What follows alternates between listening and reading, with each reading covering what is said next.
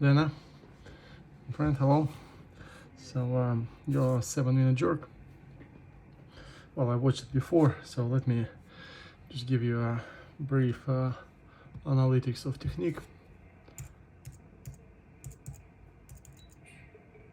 Well, first of all, well, by all means, solid set, um, super solid pace, very good result, 105.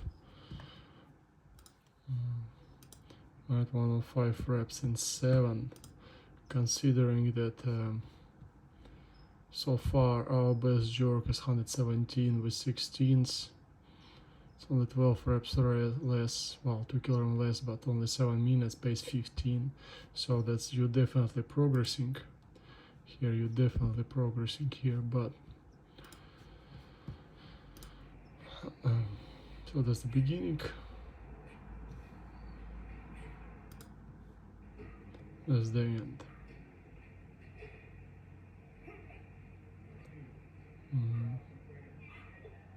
Well, so that's the whole thing about longer sets, that it's a best test for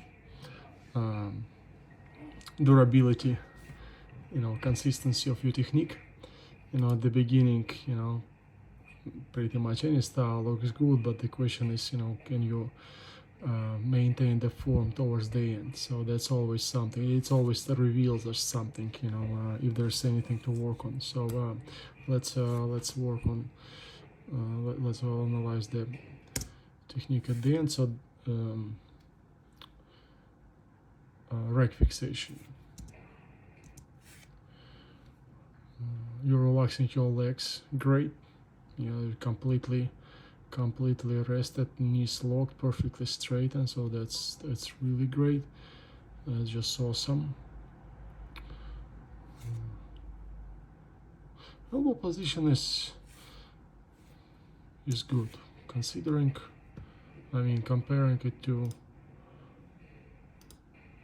maybe it's not getting wider really, like the way your elbows here to here, just a little. I don't know if you're spraying the water on your t-shirt. You can try. Yeah, really there is no visual signs of technique collapsing, but I kind of just in case, kind of looking ahead, like what if bells will be heavier, so what can be potential troubles for us. And well, now I'm looking, you like, especially when you're sprinting, you're lifting really good. A few things was on my mind. So one is probably most obvious one, the elbow lockouts. So there is no press, of course, at all, but elbows doesn't look locked, right? Especially this arm, slight angle. So speaking of perfection, would be nice, to complete the elbow lockout here. And you can do that by contracting your triceps, and that's okay. If you contract your triceps in order to secure the elbow lockout, it will not cause a pump of your triceps or anything. So let me try to show you what I mean. Well, I better see the mirror reflection, but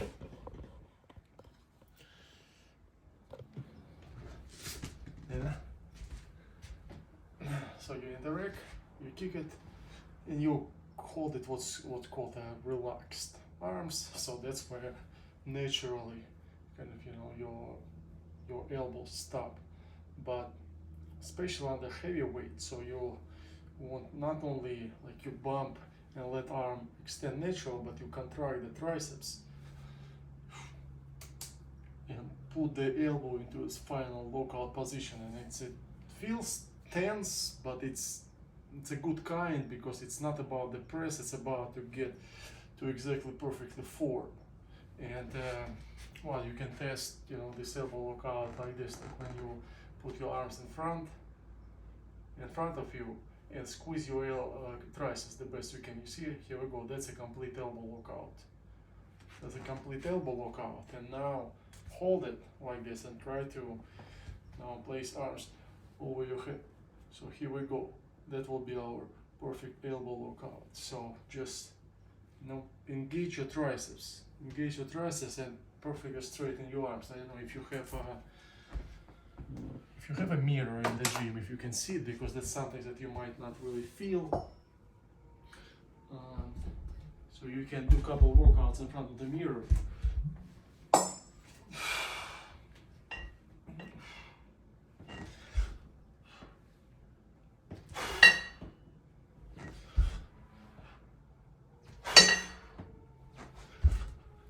And then when you get comfortable to lock elbows this way, it just will be, your top fixation will be as comfortable as your rack fixation, right? With your completely locked knees and kind of, legs shoulder wide. Your quads completely resting. Great feeling, right? Just a frame work. So same story here with this perfect elbow lockouts. We'll get the same awesome benefits. So that's one thing. Another thing is, even though it doesn't look like your elbows sliding, it kind of look close. It kind of looks like, well, maybe not with this weight, but kind of they intended to slide a little. So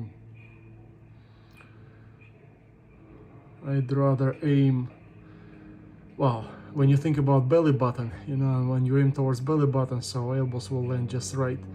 Maybe that will be, well, maybe a couple inches, closer to each other, and it should give you a feel of like, landing elbow into nest. Not like just barely on the edge, but like nice and deep. So this way, when it's when elbows narrow, so you're comfortable to keep torso upright. Stretch the low back here. So if it's this wide.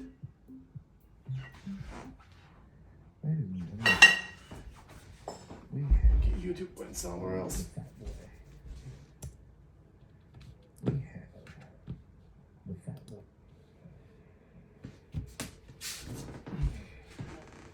So elbow lock, and we draw from the top.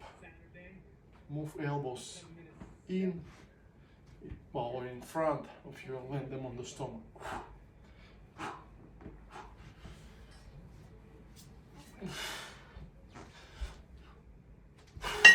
And also the way you do it, like especially when you're kind of uncomfortable pace, you kind of allow kind of a two-step draw. Slow it down slightly, bells on the chest and jerk. It might cause, some pump in your shoulders. Let me see if I can find it. Like a little bit too smooth. You see, kind of like, and then roll. So I wish you can land elbows straight onto stomach from the top, without slowing down bales on the shoulders. You do not stop on the shoulders, but you are slowing down a little, right? You kind of let them roll slightly, all through the shoulders. Try to strike elbows into stomach. Bam, from the top. Bam, like a sharp, hard drop.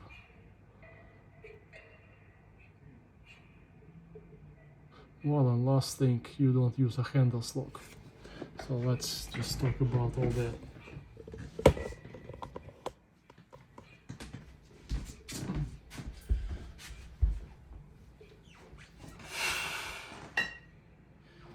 So this eccentric face. So the fact that you're not pressing up, it doesn't really mean yet that you're not overusing your delts. It's also the way you drop. And so when you drop a little bit slow, for jerk especially with such high pace, it might cause shoulders fatigue. So jerk like a rock, sharp drop.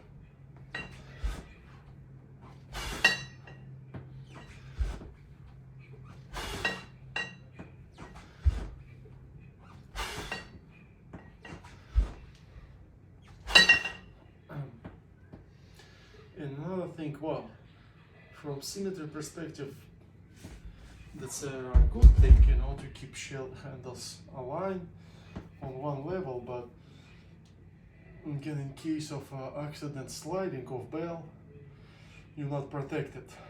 You know, when there's no connection at all, yeah, might be challenging. Well, I mean, for now, if it doesn't cause any troubles, maybe you shouldn't change anything, but just keep it in mind. And if at some point you will start to feel like you're getting trouble of, you know, landing bells into the rake and you feel like some motion going, maybe that's time to start overlapping.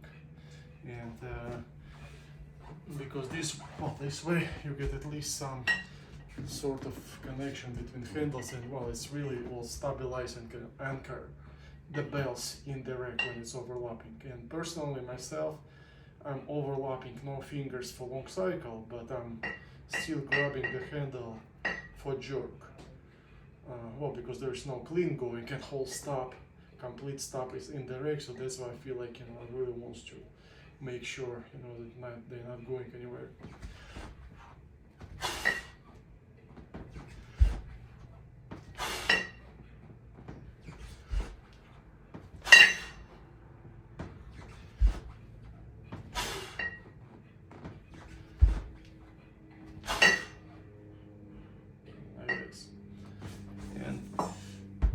Well, again, a long cycle is kind of, you know, you feel like you want to be really efficient about, you know, grip, because you need it for cleans. In jerk there is no clean, so that's why I feel it's not okay to grab the handles.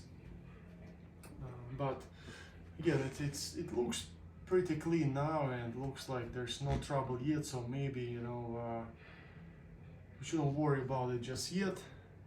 But for now, for sure, I would try at least for warm-up, complete elbow lockouts at the top and aim a bit closer, you know, place elbows a bit closer to each other, try to land them deeper on the stomach.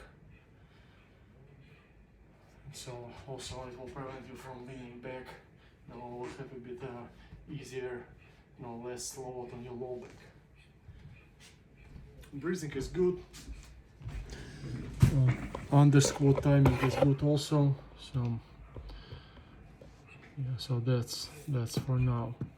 For jerk, snatch, let's do snatch. Why I don't have this?